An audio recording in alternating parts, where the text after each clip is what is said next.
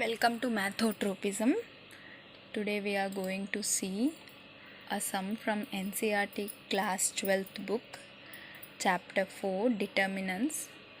I am taking this from the miscellaneous exercises regarding proving of the determinant values.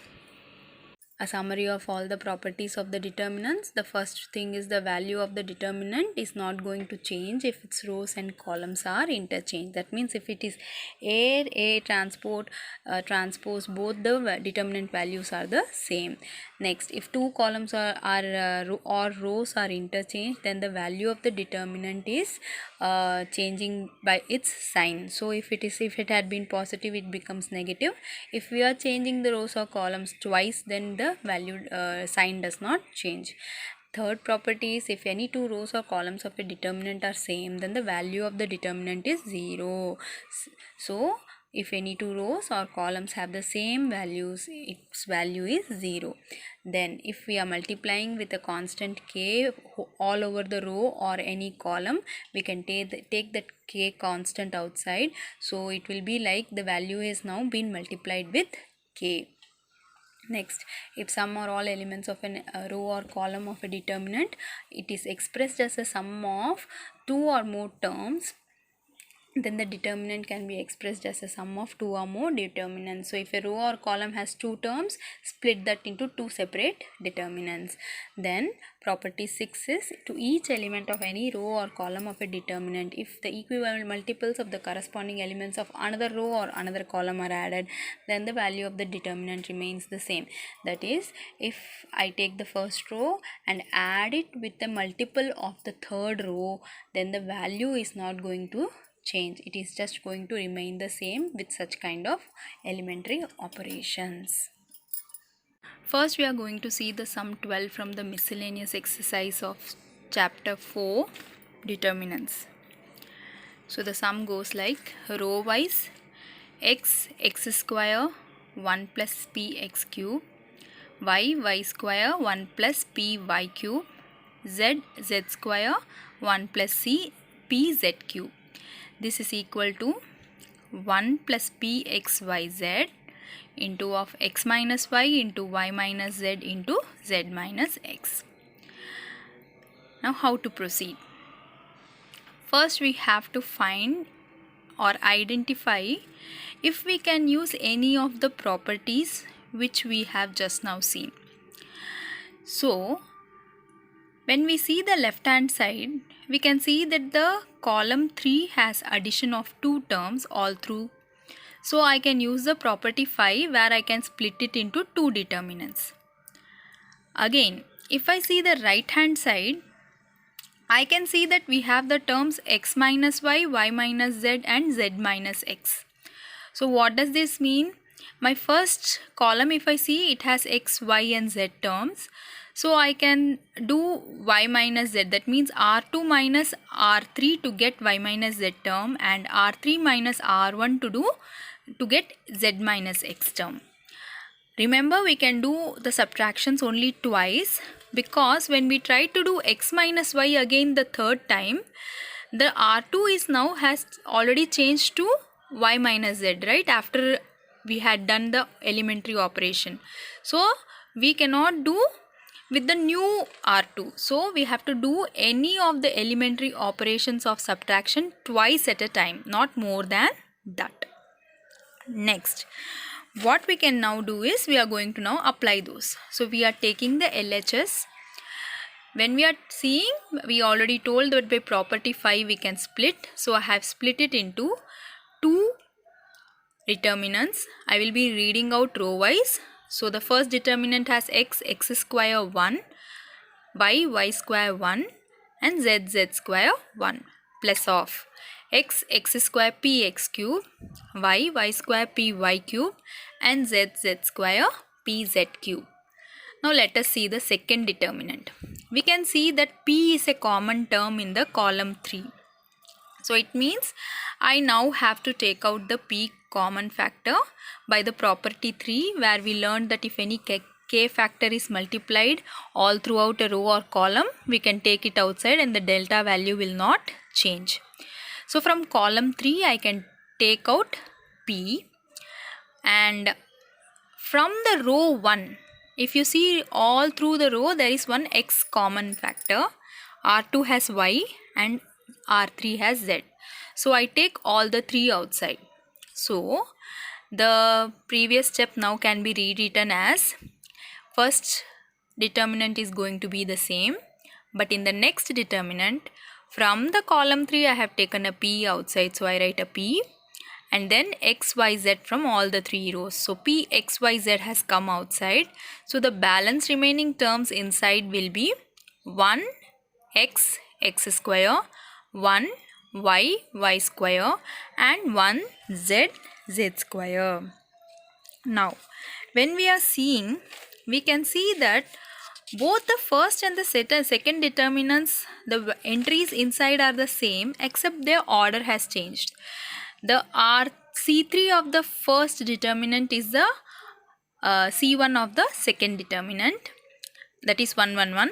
Next, if you see x, y, z, in the first determinant it is in column 1, in the second determinant it is column 2, and here what is column 2 has now changed to column 3 in the last determinant. So what we can do, it means I have to bring 1, 1, 1 to the first place, x, y, z to the second place, and x square, y square to the third place. It's like I have to interchange twice.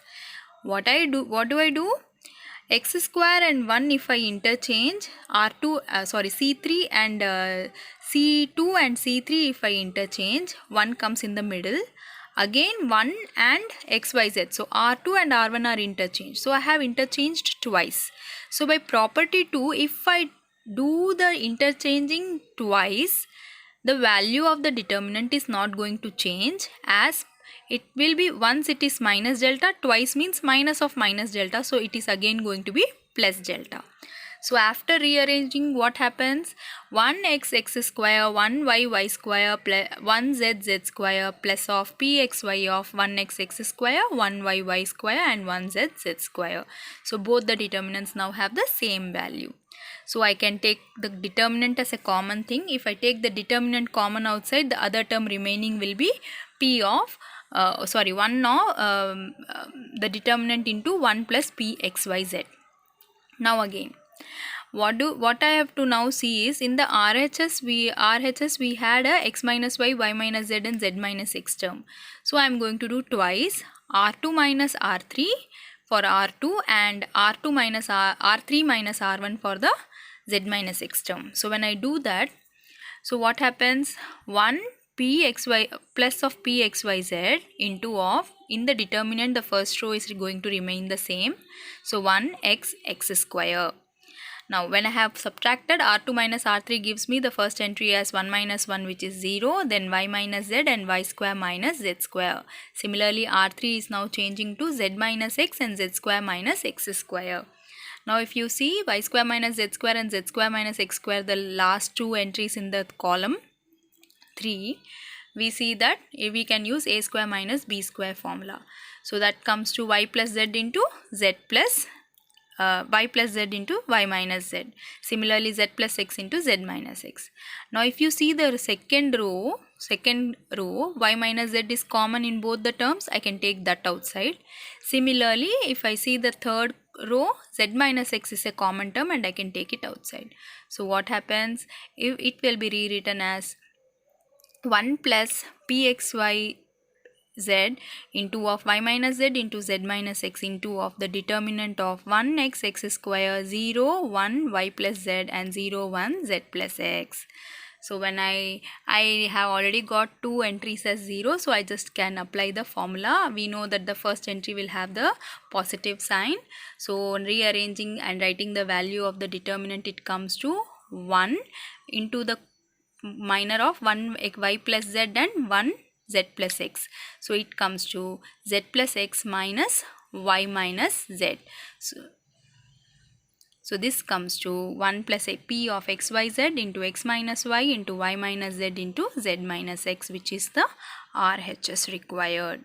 Thus we have proved the sum.